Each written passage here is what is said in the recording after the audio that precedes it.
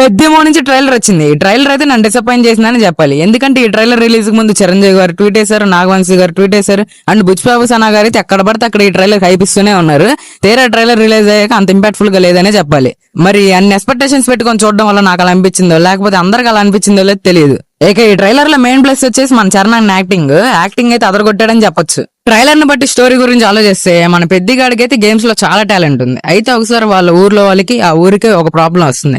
Problem అంటే ఏదో problem అని కాదు, అది మూవీలో చూసి తెలుసుకోవడమే. ఆ ప్రాబ్లం ని సాల్వ్ చేయడానికి ఫైట్స్ కాకుండా గేమ్స్ పెట్టి సాల్వ్ చేయడానికి ట్రై చేస్తారు. ఆ గేమ్స్ కుస్తీ, క్రికెట్, రన్నింగ్. ఆ గేమ్స్ ఆడతాడు మన పెద్ద.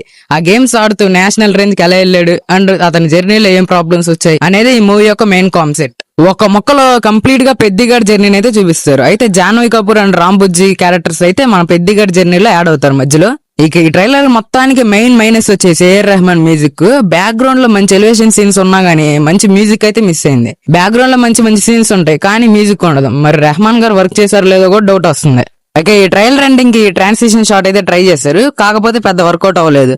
ఓవరాల్ గా ట్రైలర్ చూసే జడ్జ్ చేయకూడదు, ఎందుకంటే మన బుచ్చిబాబు ఏదో ఒక మ్యాజిక్ చేసే ఉంటాడు మూవీలో, అంటే ట్విస్టులు కూడా పెట్టే ఉంటాడు. సో ట్రైలర్ తో డిసప్పాయింట్ చేసిన మూవీతో డిసప్పాయింట్ చేయకుండా ఉంటే చాలు.